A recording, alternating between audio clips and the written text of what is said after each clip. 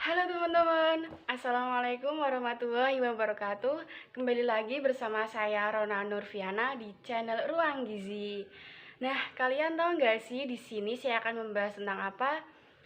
Di sini saya akan membahas tentang sudah diet tapi kok berat badan nggak turun. Terus katanya udah menjalankan program diet nih, tapi masih agak bingung dengan pola diet yang sehat dan aman tuh seperti apa. Eh, Nah, cara menurunkan berat badan yang ideal ini pastinya butuh pertama nih komitmen, kemudian butuh disiplin dan perencanaan yang baik. Nah, konsepnya dulu nih dibenerin bahwa berat badan ini tergantung pada asupan kalori yang masuk dan seberapa banyak kalori yang dipakai untuk aktivitas tubuh. Nah, cara menurunkan untuk berat badan adalah dengan mengkonsumsi kalori yang lebih sedikit atau meningkatkan aktivitas fisik untuk membakar lebih banyak kalori. Ini yang biasa kita sebut sebagai defisit kalori. Nah, tapi nggak sembarangan defisit nih, ada metodenya, ada strateginya juga. Pertama, cari tahu dulu nih kebutuhan dari tubuh kita. Nah, kebutuhan ini akan berbeda-beda tergantung dari berat badan, tinggi badan, usia, jenis kelamin, kemudian aktivitas harian. Orang yang olahraga aktif sama yang mager, sama yang olahraganya mungkin 1 atau 2 kali seminggu itu akan berbeda. Kemudian, adakah penyakit yang mendasari? Jadi, kalau ada penyakit tertentu, kebutuhan hariannya akan berbeda juga.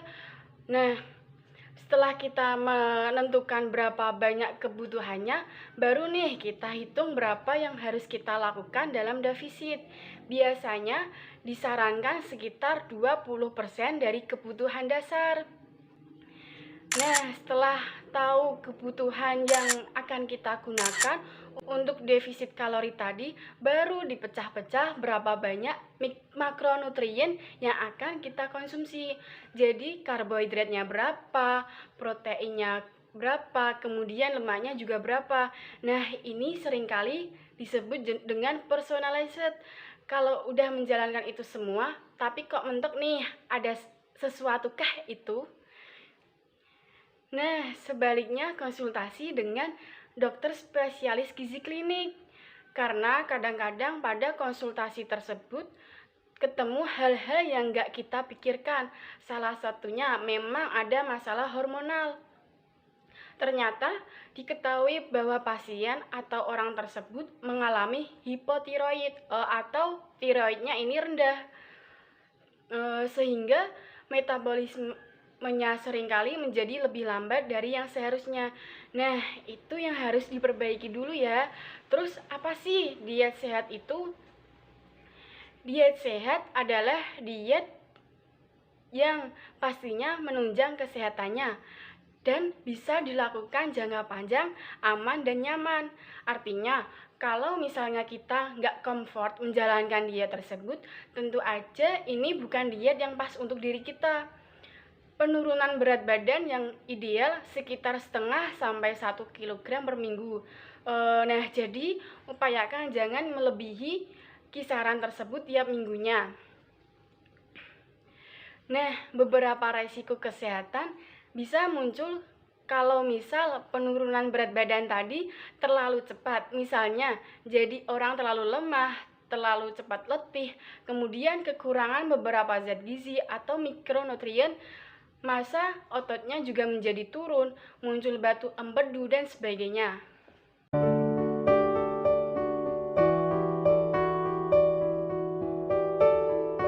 Nah, jadi kalau kita membicarakan kandungan makan apa nih? Tadi udah dapat kalorinya berapa, terus kita pecah-pecah lagi berdasarkan persentase dari makronutrien tadi. Untuk penerapan gizi seimbang ini dapat dengan mudah menggunakan piring sehatku, atau misal kalau mau browsing yaitu healthy eating plate. Nah, healthy eating plate ini yang digunakan untuk menurunkan berat badan, yaitu yang bentuknya adalah yang berbentuk T. Jadi ini satu piring standar kita bagi dua. Nah, di sini setengahnya untuk sumber karbohidrat. pilihlah karbohidrat yang kompleks seperti beras merah, roti gandum. Terus kalau mau pasta yang dari gandum, terus kemudian umbi-umbian.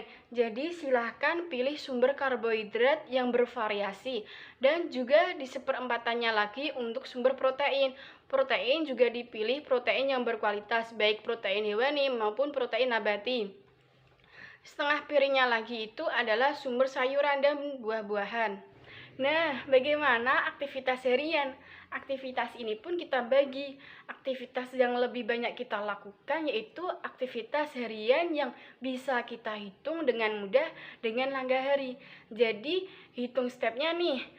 Sekarang udah banyak gadget, jam tangan, smartwatch yang bisa bantu kita untuk menghitung langkah perharinya. Yang namanya aktif adalah sekitar 10 hari langkah per hari. Nah, sekarang nih kebanyakan yang mager. Kadang-kadang tuh susah banget untuk mendapatkan 10.000 langkah per hari ya. Jadi diusahakan lebih aktif untuk aktivitas hariannya. Kemudian, aktivitas lainnya yaitu baru olahraga nih. Olahraga juga bukan hanya jalan saja, tapi merupakan kombinasi antara olahraga kardio untuk menurunkan massa lemak dan juga untuk mempertahankan massa otot yaitu dengan weight training. Nah, jadi kombinasi keduanya harus dilakukan agar program penurunan berat badan ini berhasil. Sekian dari penjelasan ini, semoga bermanfaat. Wassalamualaikum warahmatullahi wabarakatuh. See you.